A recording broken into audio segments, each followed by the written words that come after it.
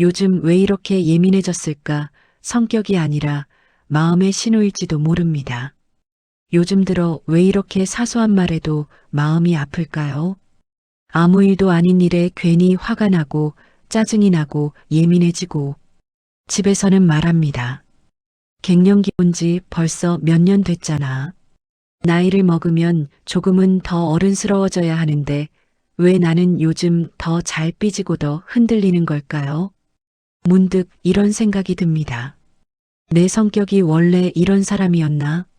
가만히 돌아보면 예전에 나는 참고 버티고 넘기는데 익숙했던 사람이었습니다. 아픈데도 괜찮은 척, 서운해도 웃으며 넘기고 늘 이 정도는 참아야지 하며 살아왔죠. 그러다 보니 이제는 마음이 먼저 반응합니다.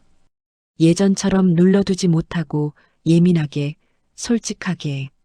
어쩌면 이건 성격이 나빠진 게 아니라 마음이 더 이상 숨기지 않겠다고 말하는 신호일지도 모릅니다.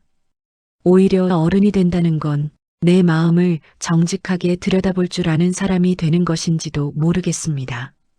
다그치지 않고 서두르지 않고 왜 이래라고 묻기보다 많이 힘들었구나라고 말해주는 것. 그리고 그 마음을 존중할 줄 아는 것입니다. 오늘은 조금 예민해도 덜 어른스러워 보여도 괜찮다고 나에게 먼저 허락해주는 일.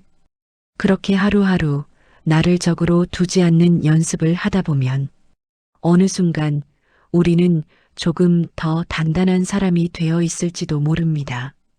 급하게 괜찮아지지 않아도 됩니다.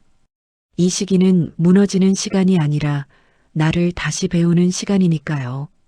예민해졌다는 건 마음이 약해진 게 아니라 이제는 나를 함부로 대하지 않겠다는 뜻입니다. 변화는 언제나 불편합니다. 익숙했던 나를 내려놓아야 하고 잘 모르겠는 나를 마주해야 하니까요. 그래서 이 시기에는 마음이 먼저 흔들리고 감정이 앞서 나오는지도 모릅니다. 하지만 그 불편함은 내가 잘못 살고 있다는 신호가 아니라 지금까지와는 다른 나로 천천히 옮겨가고 있다는 표시일지도 모릅니다. 어제의 나와 오늘의 나는 다를 수밖에 없어요. 하루를 지나며 마음도 몸도 조금씩 달라지니까요.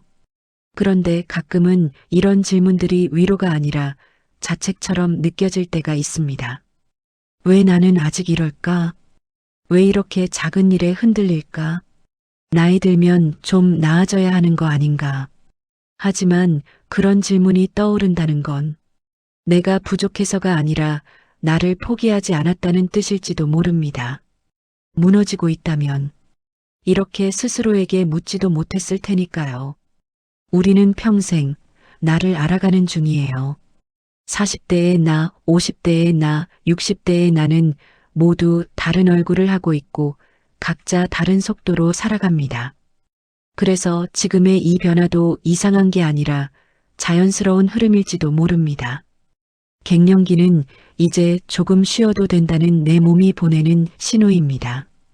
더 참으라는 말이 아니라 이제는 나를 먼저 살펴보라는 아주 늦은 배려처럼요.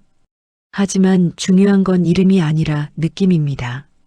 갱년기라는 말보다 요즘 유난히 지치는 나, 자주 울컥하는 마음, 사소한 말에도 오래 남는 감정들.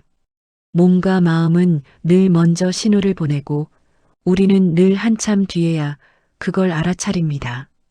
그래서 그 느낌들을 없애야 할 문제로 보지 말고 잠시 멈춰서서 들어야 할 이야기로 대해주면 좋겠습니다. 요즘의 나는 완벽한 어른이 아니어도 괜찮습니다. 가끔은 흔들리고 때로는 삐치고 이유 없이 예민해지는 날이 있어도 그 모든 순간이 나를 다시 이해해가는 과정이니까요. 예민함은 흠이 아니라 회복을 시작하는 감각일지도 모릅니다. 잘 버텨온 나에게 이제는 조금 느려져도 된다고, 조금 쉬어가도 된다고 말해주려 합니다. 이런 말이 있습니다. 성숙함이란 더 강해지는 것이 아니라 나에게 더 친절해지는 것이다. 나이를 먹는다는 건 무뎌지는 게 아니라 오히려 더 느끼게 되는 일인지도 모릅니다. 그리고 오늘의 이 선택이 내일의 나를 조금 더 편안한 사람으로 데려다 줄 거라 믿어봅니다. 오늘도 당신의 마음 곁에 말의 온기를 놓고 갑니다. 감사합니다.